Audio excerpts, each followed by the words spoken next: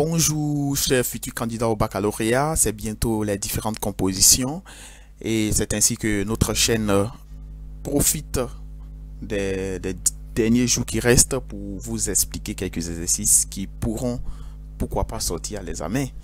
Donc, abonnez-vous massivement à cette chaîne parce que ce n'est pas le seul exercice que nous allons corriger.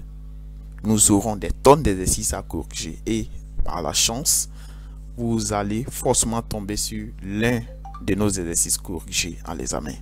Sans plus tarder, nous passons à cet exercice.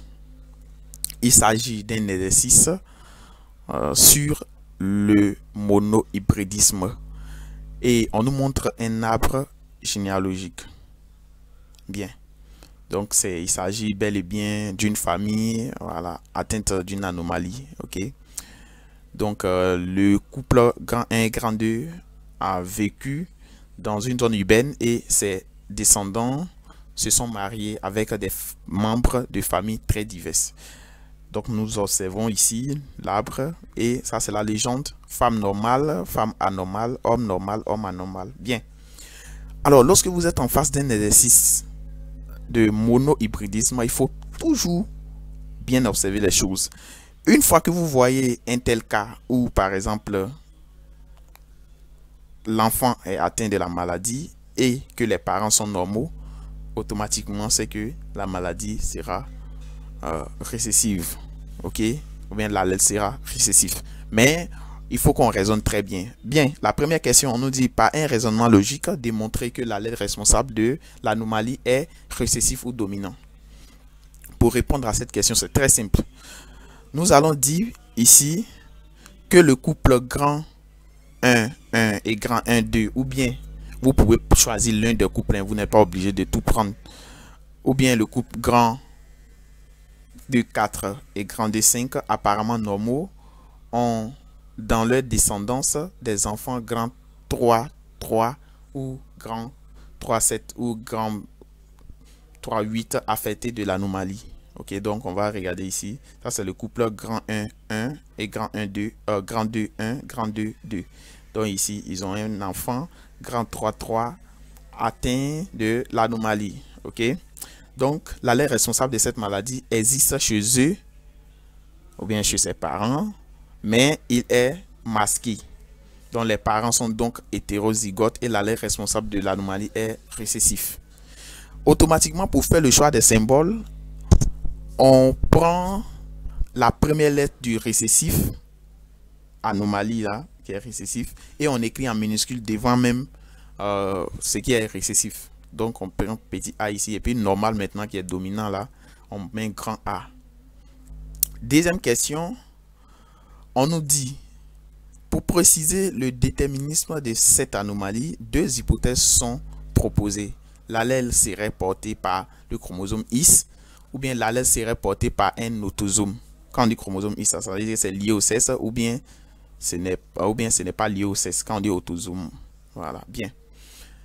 Pour répondre à cette question, alors, on va faire également, on va raisonner. Ok, donc on va dire raison. Bon, par exemple, le premier raisonnement, si l'allèle responsable de la maladie est porté par des chromosomes X, toutes les filles atteintes auraient leur père atteint. Donc, la fille grand 3, 8 de phénotype petit a, c'est-à-dire elle est atteinte ici, voilà, ici, cette fille-là. Ok.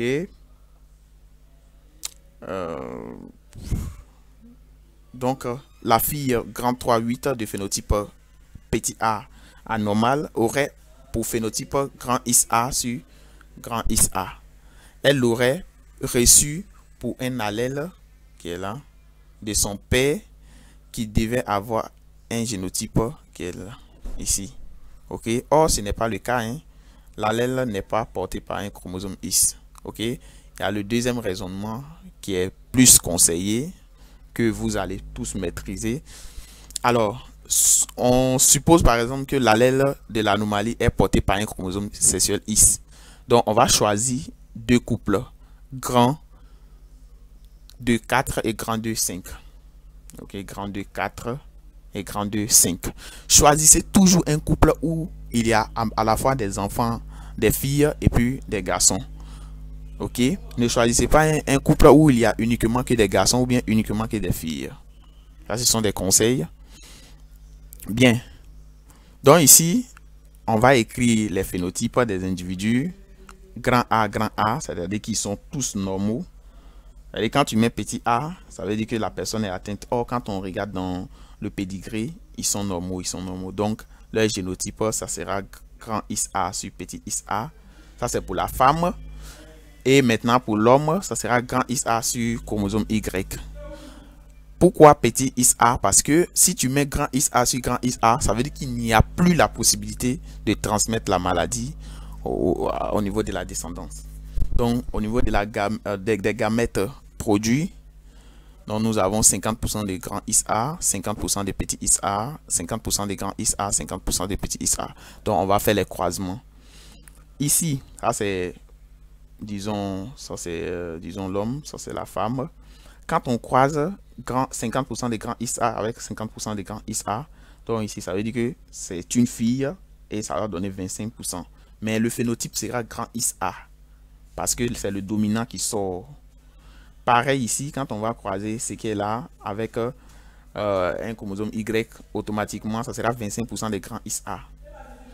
Et quand on croise également 50% des grands, disons, 50% des petits Isa, avec 50% des grands Isa, ça sera ce qui est là, 25% des grands Isa sur petit Isa. Mais le problème est que le phénotype, bon, toujours le phénotype qui va sortir, c'est grand Isa, c'est parce que c'est celui qui est le dominant qui sort, c'est A, grand A, disons.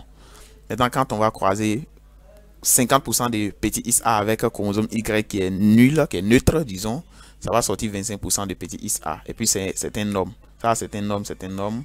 Et ça, ce sont les femmes. Donc, on fait un petit bilan pour dire que ici, 75% des filles et garçons, et au niveau, bon, disons 75% des filles et garçons, c'est-à-dire qui sont normaux, et 25% des garçons qui sont atteints de la maladie. Un tel couple ne peut pas engendrer des filles malades. Ça veut dire quoi? Ici, là, quand on observe au niveau des filles, où il y a ISA sur ISA, toutes les filles sont normales. C'est-à-dire qu'il n'y a pas de personnes atteintes. Ça, c'est ce que les résultats qui sont dans les résultats de l'échiquier de croisement montrent. Maintenant, on va partir vérifier dans notre truc ici. Et pourtant, regardez, au niveau de la fille 8 là, elle est atteinte. Donc, normalement, c'est contradictoire déjà. Bien. Donc, l'allèle responsable de l'anomalie n'est pas porté par un chromosome X. Il est porté par un autosome. Donc, vous voyez, ça veut dire que les résultats théoriques ici ne sont pas conformes à celui du pédigré. Donc, ça veut dire que ce n'est pas porté par un chromosome sexuel X. Bien. La question qui vient, ça c'est encore un autre raisonnement, mais c'est pratiquement identique à celui qui est en haut. Bien. La question, on nous demande d'écrire les génotypes des individus grand 2, 1, grand 2, 2 et grand 2, 3. Grand 2, 1. Grand 2, 1 qui est là, grand 2, 2 et grand 2, 3. Il faut savoir que lorsque l'allèle n'est pas, la maladie n'est pas portée par un chromosome sexuel X, on ne met plus de X. Alors, vous allez voir dans la correction, ici au niveau des allèles, vous voyez non, il n'y a plus de X. Donc ici, génotype des individus, grand 2, 1 et grand 2, 2. Grand 2, 1 et grand 2, 2. Grand 2, 1, grand 2, 2. Donc ça sera grand ISA sur grand ISA. Maintenant pour grand 2, 3 maintenant. Ça sera petit A sur petit A. Ok, grand 2, 1, grand 2, 2, A sur A. Grand 2, 3, petit A sur petit A. Parce que la personne est atteinte. Lorsque la personne est atteinte, il n'y a plus de possibilités. C'est ce qui est là. Il ne peut avoir que ici, petit A sur petit A. Parce que si vous mettez grand A, c'est grand A qui va sortir. C'est le phénotype grand A qui va sortir. Ce qui signifie que la personne est normale. Bien, donc c'est ici que prend fin notre exercice. On se donne rendez-vous et n'oubliez pas de vous abonner. Nos documents sont disponibles en PDF aussi qu'on peut vous envoyer, voilà, à un prix très minable pour juste vous aider. Merci et à très bientôt. Si vous avez d'autres questions, n'hésitez pas à les laisser dans les commentaires.